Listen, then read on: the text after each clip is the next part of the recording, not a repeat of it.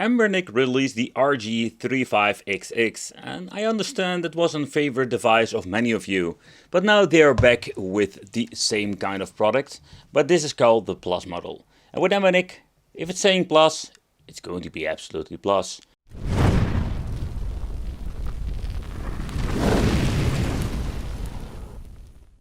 Hey, welcome back to the channel. It's awesome that you're tuning in. In today's video I just wanted to take a close look at the Abernic RG35XX Plus. It just came in and I just wanted to check it out with you guys. What are we getting? So first of all, there are three versions. The grey, or let's say the retro version, translucent black and the white edition. I got myself the white edition today. So first of all, Abernic, for the people who have no idea what Abernic is, it's a very familiar brand from China nowadays. Releases too many of these devices, but the consistency of the overall quality, I can tell you with Abernic, it's absolutely great. But this new Plus model is absolutely improved in many different ways. So inside the package we're going to get ourselves the needed, let's say, wipes for cleaning, because we also have a special screen protector. So it's kind of cool that they implemented it. I wish they just slapped it on so I don't need to do it myself, because I'm not good at it. In here we're finding the USB cable for data transfer and charging, but there is no power supply. You just can use yourself like a 5V 2A for charging the device. It also includes an instruction, and the instruction itself is unfoldable. I really hate these freaking things, but some quick explanations how this thing will work and everything else. Okay, so the first thing I noticed when holding this thing in my hand, it feels really solid. And I mean, not like too heavy, but the way how it actually feels, the weight, is quite nice.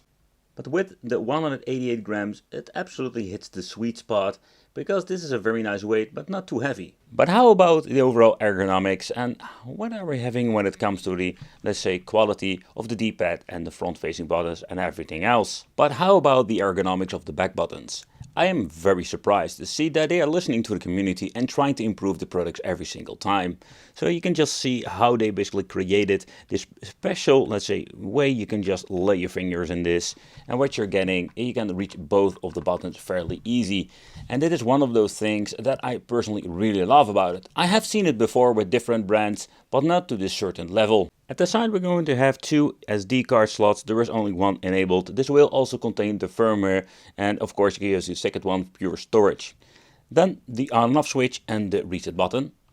So at the bottom we're finding the Type-C connection with a headphone, and at the left we're finding the volume control. And on top we're even having an HDMI out. And I think that's a feature we do see more often with these budget devices. And not to forget, both of the LEDs. But the HDMI, let's plug it in and let's see how it actually works. So the HDMI port works absolutely great. If you're in a game, you need to exit the game, because if you're going to do the connecting in the game, it doesn't do anything. You need to be in the main menu for having the option to activate the HDMI output. And the overall signal output looks pretty damn great. And it's just a very cool and easy way to play your games on the television. But also, if you're going to be configuring this on a Bluetooth controller, you can just actually use this thing as a game box. And I think that is absolutely great. Oh man, the scan lights are freaking awful. So let's basically shut that up and pack the HD filter. Still looks kind of weird. But you do notice when it comes to the filters, especially on the monitor itself, man, the fast option with no filters plays so much better on the television. But how about the D-pad and the front-facing 4 buttons? And of course the menu and the select to start. So with the D-pad, oh man, I am excited. This is absolutely the Plus model. The way how this actually feels, there's a very nice resistance of the D-pad. It doesn't have a nice curve to it, but it's not a negative thing. The feel, by the way, how it reacts, I was really flabbergasted. Especially when I just want to play some fighting games, this thing feels absolutely great. The D-pad itself is perfect, absolutely. Beside my personal handicap that I can't get my moves out, it's nothing to do with the D-pad. You can see it works perfectly every single time. And if you want to do a Shoryuken, you can do that without any problem. So the movement of the D-pad are just great for fighting games. On the other hand, when you're looking at the ABXY buttons, where I hate these small buttons, this is not bad at all. Having this beautiful round shape will give this thing way more ergonomic. Also, the feedback of it, that is just absolutely amazing. When you're just going to be feeling it, it's just a very great, absolutely pleasant experience. And there is some little bit of wiggle to it, but not to a point that's going to be annoying. Select and start are not the rubberized stuff that we have seen with different handhelds. Don't really mind it, have a nice touch, and the same goes for the menu. The menu button is slightly longer and it does have a very long travel, but of course this is not really interesting because it's just a menu button. But just want to point it out, yeah. So one of the key features of the device is of course for me the audio. Some will use the headphone, but when it comes to the audio itself, this sounds pretty damn great.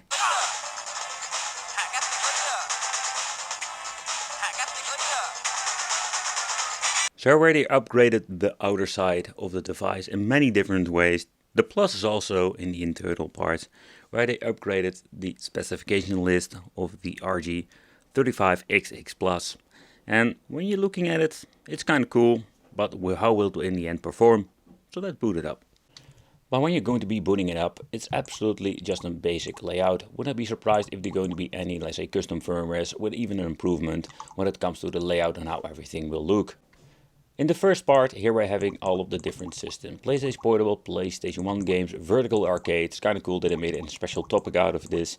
And even MAME and many different systems that we wanted to check out. But over here we're even having the RA game, and here we find all the other systems, including some Sega Dreamcast and Open BOR or Open Boar.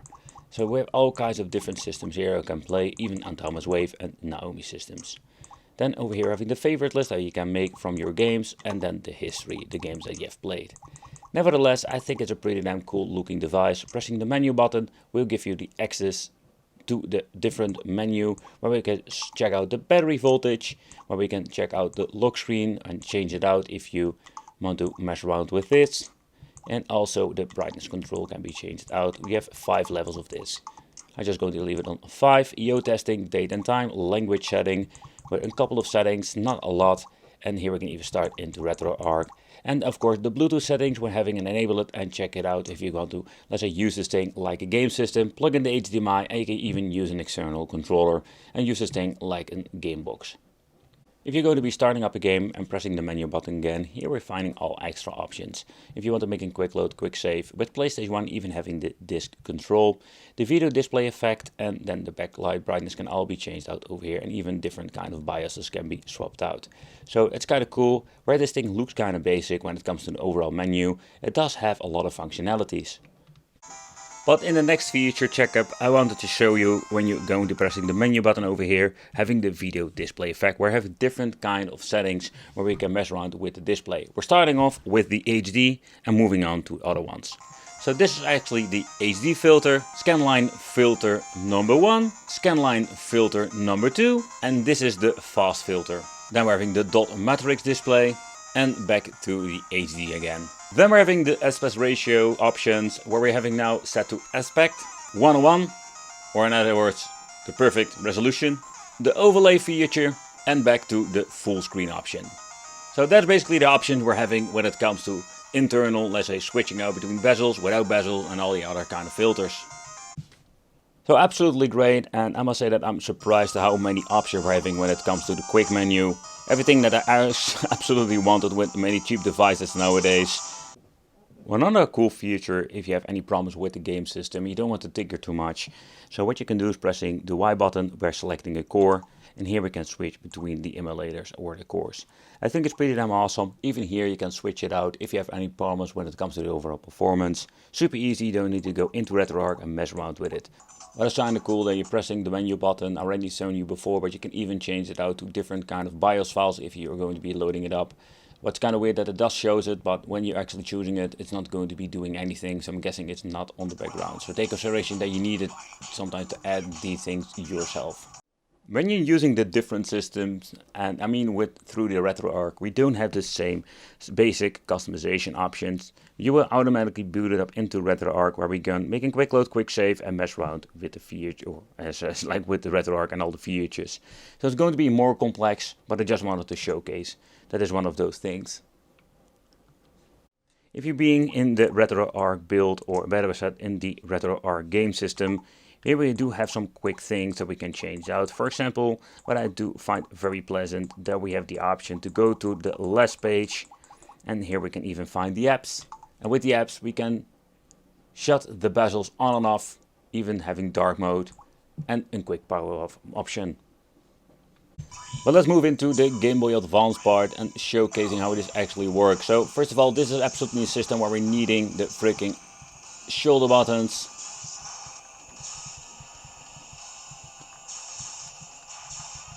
And I can tell you that it is a very pleasant experience using the shoulder buttons. I don't have any effort putting my fingers to the certain position and just using them. That is what I've noticed with a lot of these, like say, other devices where they have shoulder buttons, but they are not so comfortable and I need to cramp up my hands so much. Even where this device is slightly smaller than all the other ones that I've reviewed here on the channel, I can still really enjoy myself some F-Zero. Always I try to play a game, I'm pressing the freaking wrong buttons. But it's absolutely a lot of fun playing these old school games again. This is a game, by the way, I've played a lot as a child. It's such a difficult game. I've been even watching a full video about somebody just finishing everything.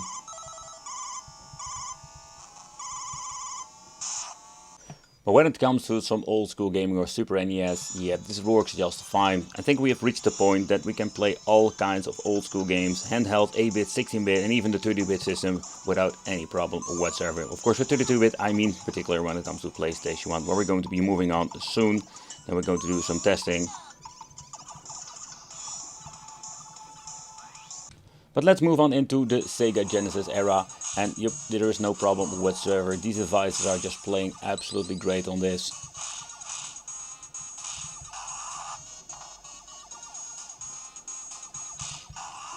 But let's move into the more demanding systems. One of them is PlayStation, but we have reached the point that we can just play these games without any problems whatsoever. And that's absolutely great. The D-pad feels perfectly, especially when you're looking at, let's say, the way how this just feels, how you can do your move with this particular game. So one of the cool systems that I love to play on these devices is Sega Dreamcast, and with the more power you're also going to have way better overall performance, and you can just see it actually playing some Soul Calibur.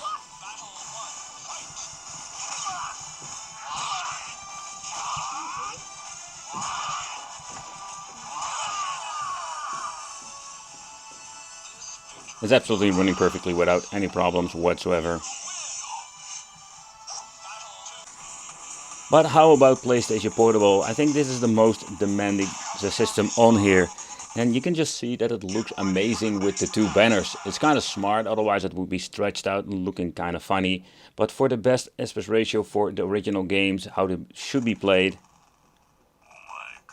they enabled this.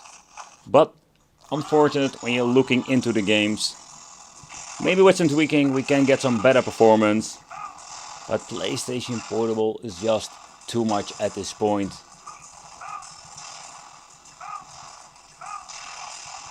And this is not the way how we actually want to play. Take consideration two-dimensional games will have a slightly better overall performance, but this is what we're getting. And especially when you're looking at not only the specification list, but the price you're paying for a device like this. Okay, so next up I just wanted to check some Atomic Wave, another system that just pushes it to the limit. I did see some weird glitching going on when starting the system, so I would not expect the best performance, but I'm quite surprised how good it actually runs on this. So far so good.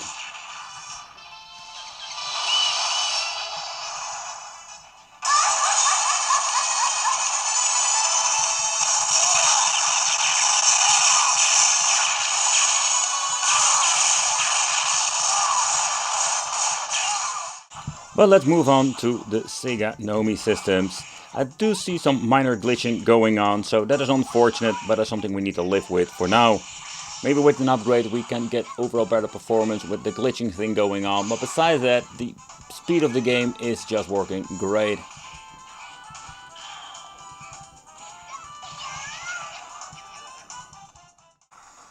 Another cool thing I'm happy to see back in these systems are the Quake and the different ports. Quake was one of those games I played a lot on the Open Dingus devices. Think about the RS 97 and all the other ones and the V19.